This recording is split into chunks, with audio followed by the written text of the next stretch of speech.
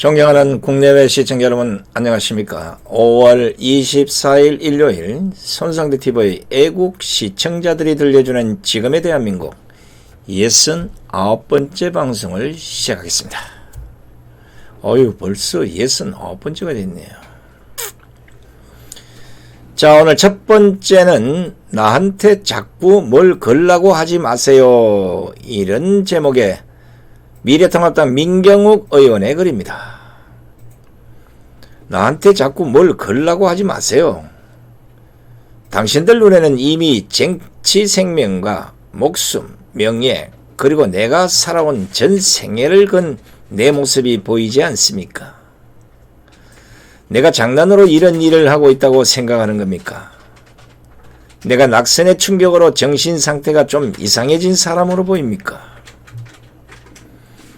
그리고 내가 나의 낙선을 당선으로 되돌리려고 이 고생을 하고 있다고 믿는 겁니까?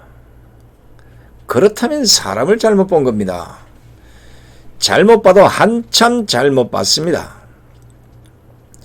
세상의 조롱, 세상의 모든 조롱을 다 견디겠습니다. 다만 재검표만 할 수 있도록 해주시기 바랍니다.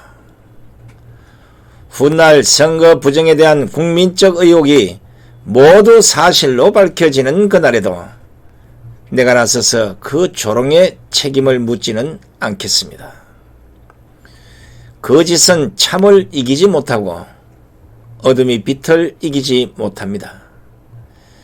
야당 의원에 대한 검찰의 탄압적 행태를 그대로 둔다면 통합당 의원 전체가 그 굴욕을 당할 날이 곧 올 것입니다. 당 지도부는 지금이라도 윤석열 검찰총장을 찾아가 사과와 재발 방지를 요구하고 부정선거 의혹에 대한 적극적인 수사 착수를 촉구하기 바랍니다. 동료 의원에게 모욕적인 언사를 사용하려면 그 인사는 우선 홈표나 전자개표기에 무선 통신 가능 여부, QR코드와 신두개 숫자의 의미 같은 기본 개념은 탑재하고 있어야 하는 게 아닌가요? 얼척이 없습니다. 그건 그렇고 follow the party. 자, 이 얼척이란 게 어처구니 이런 발언입니다. 얼마나 어처구니가 있겠습니까? 지금 민경욱 의원이 지금 하는 이 말씀은 지금 자유한국당에서 엊그저께 금요일인가요?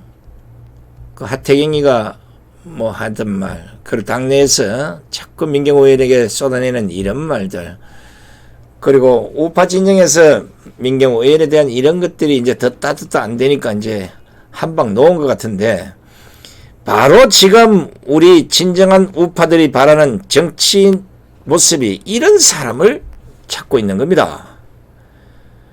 겁이 나서 뒤로 슬슬 피하고 할 말 제대로 하지도 못하고 비리비리하다 시간 다 끝내는 이런 국회의원들 우리가 지금까지 밀어주다가 이 모양 이 꼴이 되지 않았습니까? 미래통합당 버렸습니다. 우파당 아닙니다. 민경욱 의원이 자신의 낙선을 당선으로 돌리려고 이런 고생하고 있다. 이렇게 보는 사람이라면 오늘부터 정신상태 뜯어 고치십시오. 그럴 사람이 아닙니다. 잘못 본 겁니다. 민 의원 말대로. 이분이 직접 만나서 얘기도 해보지만 정치 생명과 목숨 명예 그리고 내가 살아온 전 생애를 나는 얘기 그렇습니다. 혹시 내가 만약에 무슨 병고를 당하면 절대 자살이 아님을 인정하십시오. 뭐 이런 식으로 그 결기를 보여준 걸 보고 그래, 민경욱 의원이면 충분히 투쟁이 가능하겠구나. 근데 혼자서 싸우는데 이렇게 힘이 든데도 불구하고 또 생각해보시오. 목요일날은 검찰에 불려가서 조사 받는 건 둘째치고 두 번이나 몸수혈 당하고 휴대폰과 태블릿 PC를 압수수색 당하는 이 모욕까지 당했습니다. 현직 의원으로서. 그런 걸 보고도 아무 말도 하지 못하는 미래통합당을 보면서 제가 열받더라고요. 동료 의원에 대한 의리는 코빼기도 없고 당으로서 역할조차도 못하고 있다는 데 대해서 넌더리가 납니다. 넌더리가. 민주당 보십시오. 그 난리법석을 떨고 그 진짜 추잡스러운 그런 비리가 다 까발려져도 뭐라고 합니까? 윤미향에 대해서 어떤 행동을 보입니까?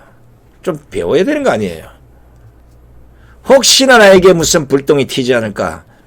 이런 생각을 갖고 있는 통합당, 앞으로 제 앞에서 통합당 통짜만 꺼내면 통시에다 집어넣어 버릴 겁니다.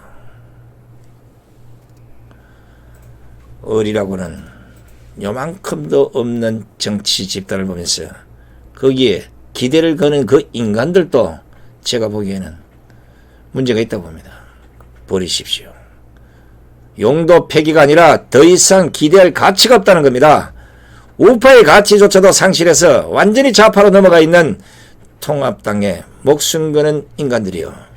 그 시간에 차라리 민경우 의원처럼 팔로우 더 파티를 부르십시오. 외치십시오. 나서십시오.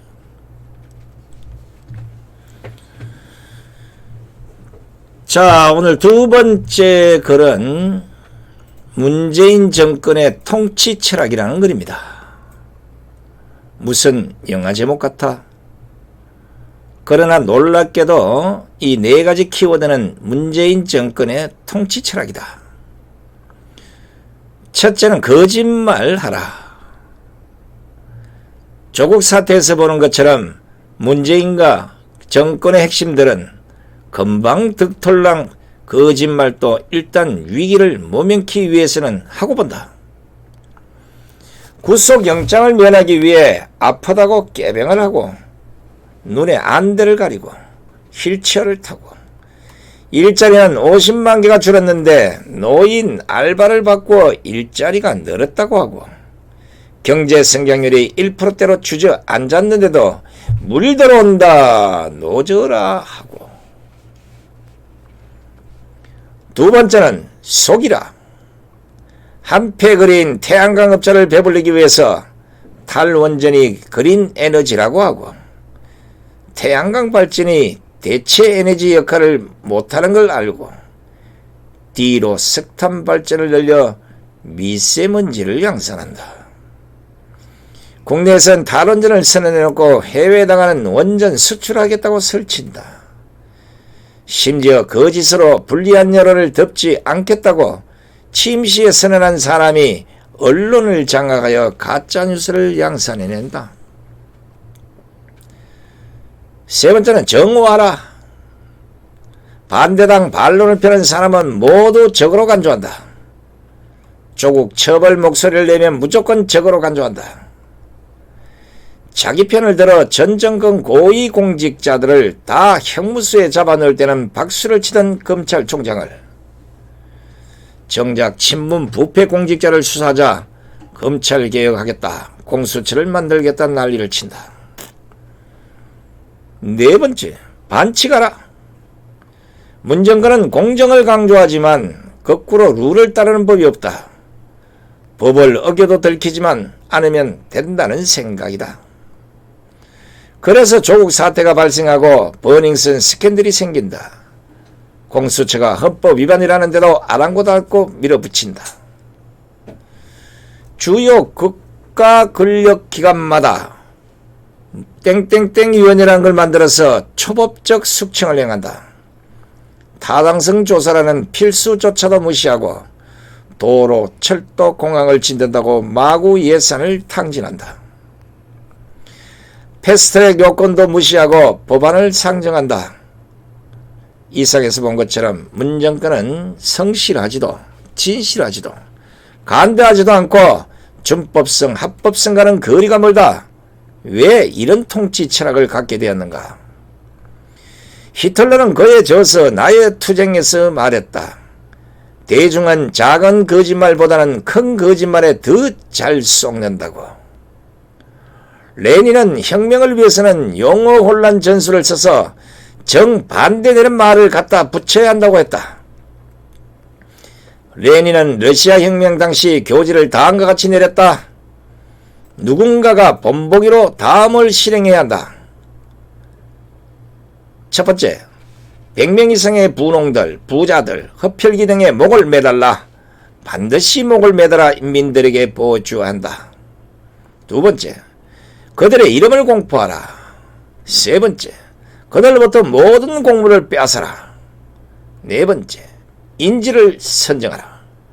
수백 킬로미터 주위의 사람들을 보고 전율하며 깨닫고 이렇게 소리치며 실행하라. 그들은 교수형을 집행하고 있으며 흡혈귀 분홍들을 교수형에 취할 것이다. 정오의 하신이다. 각종 위원회를 만들어서 인민재판을 하고 홍위병을 동원해서 친위 데모를 하면서 정적을 숙청하는 건 모택동의 전공이다. 말하자면 문재인 정권은 히틀러, 레닌, 모택동 사상을 접목해서 그것을 대한민국에 적용하여 한 번도 가보지 않은 함정으로 쳐내리는 것이다. 아주 분석을 잘했습니다. 요거 딱 문재인 정권 4년 동안 제대로 행했던 그 사실입니다. 거짓말 잘하죠. 아침에 했던 얘기 10분 지나면 금방 또 거짓말합니다. 얼굴도 뻔뻔해서 얼굴도 안 빨개져. 정오하는 거 잘하죠. 이 네 가지를 거의 이자들은 밥 먹듯이 하는 겁니다. 거짓말도 생각해보십시오. 작은 거짓말들이 아니에요. 다 세상을 뒤엎을 만한 이런 거짓말 해놓고도 전혀 그렇지 않다는 식으로 딱 똥배짱을 내밉니다. 반칙. 말로는 공정, 공평을 부르짖으면서 하는 짓거리는 전부 반칙입니다. 정오하라. 정오합니다. 오로지 전 정권은 다 정오의 대상입니다. 이런 자들 믿고 4년 동안 지금 대한민국은 거짓말에 속임수에 정오에 하여간 나쁜 거는 다 아마 이 정권에서 종합 세트로 지금 아마 본 것 같습니다. 이게 왜 그렇겠습니까? 이 시대에 누군가는 말을 해야 될 대한민국의 지식인과 지성인들이 입을 닫고 있고 젊은이들이 세상 모르는 그 배짱이로 살아가고 있고 누군가는 앞서서 외치면 바로 감옥에다 잡아있는 이 시대를 보면서 목숨 걸고 투쟁을 해야 될 통합당마저도 좌파당이 돼서 헤매고 자빠졌으니 보란듯이 이런 짓을 하고 있는 게 아니겠습니까? 참 답답한 시간들이 흘러갑니다. 이걸 누가 해야 되겠습니까? 멀쩡한 정권을 좌파 촛불에 속아서 유승민과 김무성이 탄핵 배신자들을 이끌고 크기에 통제해줌으로써 박근혜 대통령은 억울하게 감옥에 가고 정권은 빼앗기고 당은 개판이 됐고 이번에도 참패까지 겪고도 아직도 그 안에서 다시 자신들만의 세력을 불려나가는 유승민과 김무성을 보면서 쟤들이 처음부터 우파가 아니었음을 우리가 너무 오랫동안 방치를 했다는 생각에 저부터 통합당의 손을 들었던 겁니다. 좌파들이 하는 행동하고 지금 통합당이 하는 행동하고 다를 거 아무도 없어요. 이제 잘 아시고 새로운 시대를 열기 위한 새로운 희망을 우리 가져봅시다. 그렇지 않겠습니까? 우리가 아무런 희망 없이 살아가는 것도 문제지만 또 무조건 그들만 따라가면 뭐가 될 것이라는 지금까지는 그래 왔어요. 무조건 따라가자. 그래도 통합당인데 그래도 제1야당인데 우리가 그렇게 하지 않겠나. 이런 식으로 오다가 결국은 전부 패전병이 됐고 집구석은 쫄짝 망한 상태가 됐습니다. 자, 깊이 저부터 반성을 하면서 다시 우파 재건에 우리 모두 힘을 보탭시다. 세 번째는 부정선거를 규탄하는 청년들의 블랙 시위가 예사롭지 않다는 글입니다. 젊은이들이 정말 놀랍다. 부정선거를 규탄하는 블랙 시위에 청년들이 연일 수천 명씩 거리로 몰려나온다. 태극기 부대는 하나도 안 보인다. 검은 옷, 검은 우산의 청년들 뿐이다. 지금 서울대 게시판에는 이번 총선이 부정선거라고 결론을 확실히 내린 상태입니다. 라고 서울대 출신 박정현 변호사는 말한다. 디지털 지식의 해박한 젊은이들이 부정선거 전산 시스템을 파헤치고 있다. 좌우를 떠나 이번 우한폐렴 사태에 대처하는 문재인 정권의 문제점에 공감하던 청년 커뮤니티 우한 갤러리가 있었다. 이 우한 갤러리에서 젊은이의 예리한 시각으로 부정선거 의혹을 처음으로 촉발시켰다. 이들은 문재인 중국인 입국을 조기에 막지 않아서 우한폐렴이 확산된 문제점을 파다가 조선족 게이트를 발견했고, 이번 선거에 선관위가 조선족 알바를 썼다는 걸 알아냈다. 또 개표 사무원이 조선족 알바였다는 걸 알아냈고, 그것 때문에 조기에 중국인 입국을 막지 않았다는 것도 알아냈다.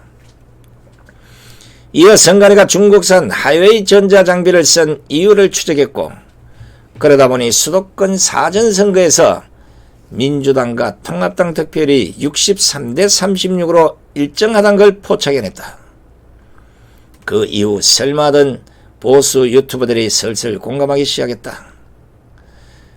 지금은 부정선거 규명에 일선에서 싸우는 강용석도 처음에는 에이 그건 아니야, 잘못 선거 불복을 말하면 역공을 당해 라고 일체 부정선거를 유튜브에서 언급하지 않기로 했다가 우한 갤러리의 예리한 분석을 보고 생각을 바꿨다고 실토를 했다. 나 역시 처음에는 부정선거 이런 말이 나올 때 아이고 꼰대들아 또 부정선거로 동냥하라고 이 지랄이냐 라고 페북에 포스팅을 했었다. 청년들이 이번 부정선거에는 좌우를 떠나 뭉치고 있다. 그들의 블랙 시위는 계속 숫자가 폭증하고 있다. 수년간 호각 소리와 군가에 발맞춰 거리를 행진하던 태극기는 일반 시민들에게 아무런 감흥도 주지 않고 오히려 반감만 산 것은 아닌지 반성해보자. 청년들은 그렇지 않다. 인터넷을 통해 의견을 주고받으며 서로 부정선거를 확인하고 정의를 공감하며 시대적 사명감을 가지고 오프라인 시위로 모여들고 있다. 미국도 이번 한국의 부정선거를 알고 있다. 그리고 거기에는 중국의 개입이 있었다는 걸 알고 있다. 조만간 미국 주요 언론이 이 문제를 보도하기 시작할 것이다. 그때에 맞춰 지켜보고 있던 한국 우파 언론 매체도 보도를 시작할 것이다. 매번 선거 때마다 부정선거 시비가 있어 왔지만 시일이 가면서 찻잔 속의 태풍으로 잦아졌다. 그러나 이번에는 확연히 다른 양상으로 전개될 것이다. 왜냐하면 이번에는 조선족들의 어설픈 솜씨로 인해서 부정의 증거가 넘치고 그 부정선거 냄새를 청년들이 먼저 캐치했기 때문이다. 문재인과 강남 우파인 김무성, 유승민 세력과 종북 세력들을 끝장낼 수 있는 절호의 찬스가 드디어 온 것이다. 자, 이번에 그걸 다 인정합니다. 그런데 김무성과 유승민이 강남 우파가 아니고 좌파요. 이제 김무성, 유승민은 아니고 통합당 자체를 좌파로 보셔야 된다는 겁니다. 그렇지 않으면 종북 세력들 절대 끝장낼 수 없습니다. 그들의 동조하는 세력이 더 무서운 거예요. 어떻게 우파의 가치조차도 버리고 5.18 기점식에 가서 이루고 부정선거 의혹을 캐겠다고 앞장선 민경욱 의원을 씹어대는 이런 당이 왜 우파당이 되겠습니까? 절대로 아닙니다. 저도 이 젊은이들의 이 지금 우한 갤러리의 블랙 시위 이걸 제가 유심히 보고 있습니다. 우리 어른들 이 모임에도 이런 쪽으로 어른들도 낯설 게 아니라 이제는 뒤에서 서포트 역할만 해주는 시대가 되고 있다. 이렇게 지금 계속 압력 아닌 압력을 넣고 있습니다. 왜냐하면 어른들은 한계가 있는 거예요. 투쟁에도 한계가 있고 머리에도 한계가 있고 다양하게 한계가 있습니다. 오로지 뒤에서 머리수 채워주는 것만으로도 충분히 그 역할을 할 수 있다고 봤을 때 이번에는 새로운 집회 문화가 형성될 수 있을 것으로 봅니다. 좀 안타까운 것은 지금도 선거 관련한 집회가 여기저기서 산발적으로 이루어지는데 이제 혹여 기회가 된다면 특정한 날에 전체가 다 모여서 똑같은 목소리를 낼 수 있다면 참 좋겠죠. 그런 식으로도 뭔가 좀 전개가 돼야 될 것 같고, 이제 사람이 많아지다 보면 젊은이들이 끌고 나갈 수 있는 한계가 올 수 있습니다. 그런 부분에 기존에 집회를 이끌어왔던 사람들이 좀 서포트를 해주게 되면 얼마나 좋겠습니까? 이제는 태극기다, 성족이다, 이스라엘기다, 무슨 깃발이다, 이게 중요한 게 아니에요. 가장 중요한 것은 4.15 총선에 대해서 선관위나 이 정권이 어느 나라에서도 찍소리 못할 이런 핵폭탄을 갖고 싸우지 않는다면 힘들다는 것입니다. 지금이야 가만히 두겠죠. 이미 여러분 아시다시피 지난 10며칠부터 시작해서 우파 집회에 앞섰던 사람들 대부분 지금 불려가서 조사를 받고 있습니다.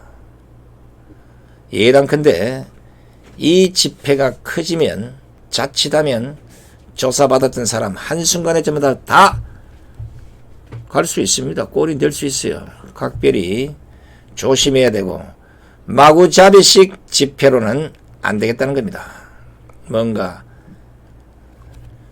단순히 집회만을 집회가 아니라 그 공부된 그 결과를 가지고 선관위에 촉구하고 선관위가 그걸 해명하지 못한다면 정치가 그걸 불러다서 물을 수 있는 이런 뭔가의 연결고리를 만들지 않으면 또다시 찻잔속의 태풍으로 끝날 수도 있다는 우려도 있습니다.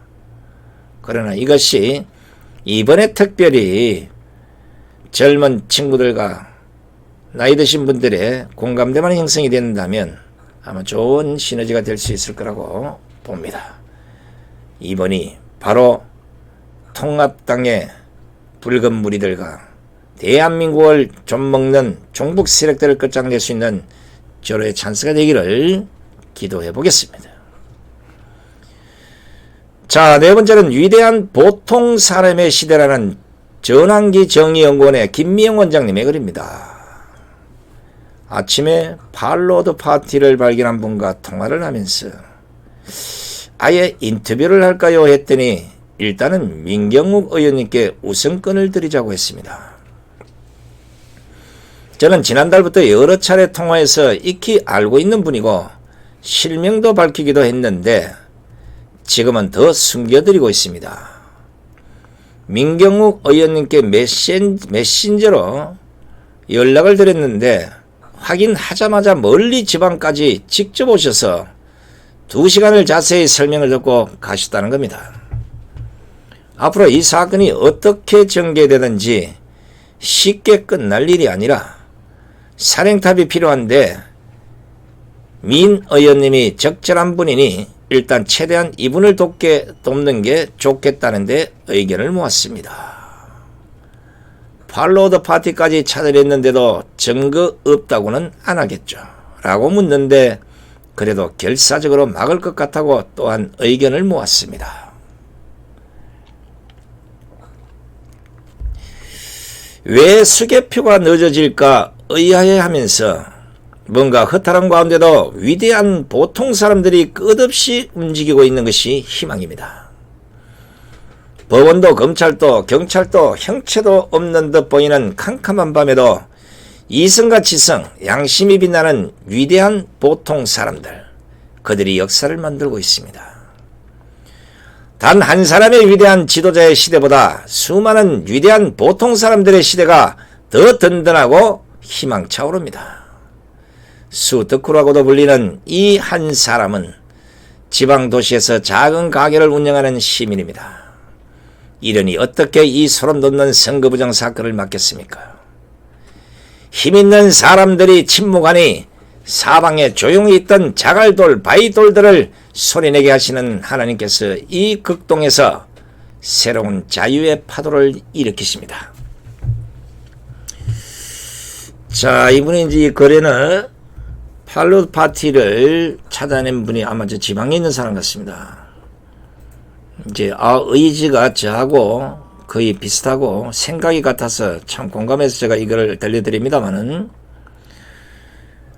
지금 누군가는 콘트롤 타워가 돼서 그 한 사람을 정점으로 이 문제를 제기하지 않으면, 제가 항상 얘기했던 산탄식 의혹 제기는 이제는 좀 자제를 하고 한쪽으로 몰아서 시너지를 한쪽으로 몰아야 된다는 거죠. 그런데 이분이 딱 그런 생각을 갖고 계시네요. 맞습니다. 너도 나도 특정 니도 특정, 이거 제가 막 하면 요구하는 바 뭘 얻을 수도 없고 그냥 대충 저거를 편한 대로 해명할 수 있는 것만 해명해버리면 기레기 언론들 때문에 다 그냥 묻혀 넘어갑니다. 아니에요. 어떤 것 하나라도 물고 늘어져서 무릎을 꿇리든지 두 손을 들게 만들고 2차, 3차, 4차 결국은 모조리 손을 들게 만들어야 이번 4.15 부정선거 의혹은 승리를 끌 수 있다는 겁니다. 많이들 생각을 좀 해보시고 이분의 글에서 느끼는 것처럼 나보다는 콘트롤 타워를 중심으로 모든 정보와 모든 힘과 모든 것을 한쪽으로 몰아야 이길 수 있다는 거 꼭 잊지 마시기 바랍니다. 자, 이제 5번째 마지막으로 대한민국 경제는 강성 우파가 말아먹고 대한민국 교육은 정교조가 말아먹는다고 했는데 오늘 정교조 얘기를 마지막으로 좀 들려드리겠습니다. 교원노조법 위에 군림하려는 정교조의 행포를 막아주세요라는 전국 학부모단체연합의 56개 단체가 낸 글입니다. 정교조는 해직자를 조합원으로 인정하는 정교조 규약을 고치라는 명령을 이행하지 않고 9명의 해직교사를 조합원으로 인정해왔다. 이로 인해 2013년 10월 고용노동부로부터 법외노조 통보를 받았다. 교원노조법 제14조 제1항 및 노동조합법 제2조 제4호에는 교원이 아닌 자의 가입을 허용하는 경우 노동조합으로 보지 아니한다고 규정하고 있음에도 법을 준수하여야 할 교사들의 모임인 정교조가 현행법을 정면으로 위반해왔던 것이다. 조합원 자격을 현직 교사로 제한하는 교원노조법에도 불구하고 일부 해직교사가 조합원으로 활동하고 있는 정교조는 합법적인 노조로 볼 수 없다. 정교조는 법외노조 통보 처분 직후 법원에 처분 취소 소송을 제기했으나 1심과 2심에서 모두 패소했다. 이것은 대한민국이 법치국가인 이상 너무나도 당연한 결과이다. 교원노조법 시행령 제9조 1항 및 노동조합법 시행령 제9조 2항은 설립신고 이후 교원이 아닌 자의 가입이 허용된 경우 고용노동부 장관은 시정을 요구하고 이를 이행하지 않은 노동조합에 대하여서는 법의 노조임을 통보해야 한다고 규정하고 있다. 법적 절차를 거쳐 복직되지 못한 교사들은 합당한 법적 이유가 있을 것이다. 그럼에도 법률이 금지하는 계기 수업이나 정치적 활동을 이유로 해직된 교원을 구성원으로 계속 두겠다는 것은 헌법상 교육의 정치적 중립성 원칙에도 반하는 것이면 물론 앞으로도 법률이 금지하는 정교조의 정치활동을 합법화해달라는 요구와 마찬가지인 것이다. 정교조의 법외노조 판정 취소 소송은 결국 실정 법률에 반하는 판결을 내려달라는 것으로 매우 억지스러운 요구이며 사법부마저도 자신들의 발 아래 두겠다는 정교조 갑질과 같은 행위다. 교사들이 현행법을 위반하며 자신들의 무리한 요구를 관철시키려는 것은 이미 교사이기를 포기한 엄중하고도 위법적인 행동이다. 이번 대법원 판결에서도 지난 1, 2심 판결과 같이 대한민국의 미래를 위하여 해직 교사를 포함한 정교조가 합법화되지 않도록 법에 따른 공정한 판결이 이루어지기를 촉구하며 호소한다. 해직된 교사는 더 이상 교사가 아니다. 그러기에 정교조 회원이 될 수 없으며 해직된 교사를 계속 조합원으로 유지하기를 원한다면 정교조는 영원히 법의 노조, 불법 노조가 될 수밖에 없을 것이다. 교사로서의 자격 미달로 해직된 자들이 가입되어 있는 정교조는 교육의 최대 수혜자인 학부모와 학생, 나아가 국민들부터 외면당하고 한정받지 못할 것이다. 전국 학부모단체연합의 56개 단체는 지난 정교조 법외노조 판결을 존중하며 이번 대법원 판결 또한 법에 따른 공정한 판결이 나올 수 있기를 기대한다. 이야, 이거 진짜요. 대한민국에 법이 있는지 없는지 잘 모르겠습니다만은 이 나라 꼴이 뭡니까 이게. 이런 정교조 하나 못 때려잡아가지고 절절매는 법이라면 차라리 법을 없애야 되겠죠. 왜? 이런 식으로 정교조처럼 마구제비로 불법을 저지르고 불법 단체를 만들어서 항거하고 이러면 법이 뭐 필요하겠습니까? 우파에 들이대는 법은 거기서 말 한마디 잘못하고 잡아 쳐지면서 이것들은 왜 그냥 둡니까? 왜 대법원 판결을 빨리 내리지 않습니까? 누가 봐도 불법이잖아요. 뭐 하는지 도대체 이해를 할 수가 없습니다. 대한민국 위에 강성노조와 정교조가 올라앉아 있는 이런 꼬라지 용서할 수 없습니다. 이런 것조차도 법이 살아있음을 보여주지 못한다면 앞으로 정교조가 아니라 대한민국을 대표하는 국민노조의 맛을 톡톡히 보게 될 것입니다. 제 말이 거짓말인지 시간이 가면 똑똑히 알게 될 겁니다. 그때 가서 이러니 저러니 헛소리 할 이유 없으니까 지금이라도 불법에 대해서는 단호한 공권력에 힘을 보여주시기 바랍니다. 정교조 문제가 지금 하리텔입니까? 나는 정교조 교사들 자체를 인정 안 해요. 그거 어디 기업에 있는 강성노조나 똑같은 인간들이지. 학생 교육을 위해서 대한민국 교육의 100년대기를 위해서 학생들을 어떻게 가르쳐야 앞으로 대한민국이 진짜 세계에서 어떤 가는 나라가 될 수 있을까? 이 고민은 하지 않고 격구 앉아서 가르치는 게 6.25는 북치입니다. 이승만, 박정희 대통령은 매국노고 김대중 노무현은 뭐 애국자다 꼴값을 떨고 자빠졌어요. 이런 비상식적인 교육, 이런 영양 결핍적 교육, 이런 학점 편향적 교육 때문에 대한민국의 교육만 망가지는 게 아니라 젊은이들의 이성이 망가진다는 겁니다. 이런 아이들이 자라서 과연 어떻게 대한민국을 살릴 수 있겠습니까? 그들이 세상을 지배하는 시대가 오면 대한민국은 중국의 속국이 됐든지 아니면 북한의 노예로 살아가고 있을 거라고 확신합니다. 자, 오늘 5분의 이야기 여러분 잘 귀담아 들으시고 이렇게 더 이상 망가지면 안 된다는 대한민국을 위해서 나는 도대체 무엇을 해야 되는 것인지 하루 종일 일요일 누워서 주무시지 마시고 TV만 보지 마시고 이 시간 나는 무엇을 해야 될 것인가? 피켓 하나 들고 강화문에 나가서 이 한글을 해야 될 것인가? 아니면 각 집회 현장을 쫓아다니면서 단 한 사람의 머리수라도 나도 채워야 될 것인가? 이것도 저것도 안 되면 이민을 가야 될 것인가? 아니면 좌파로 살 것인가? 심각하게 고민들 한번 해보시기 바랍니다. 끝까지 시청해주신 시청자 여러분 대단히 고맙습니다. 저는 오후 7시 오후 방송 여러분 다시 뵙도록 하겠습니다. 안녕히 계십시오.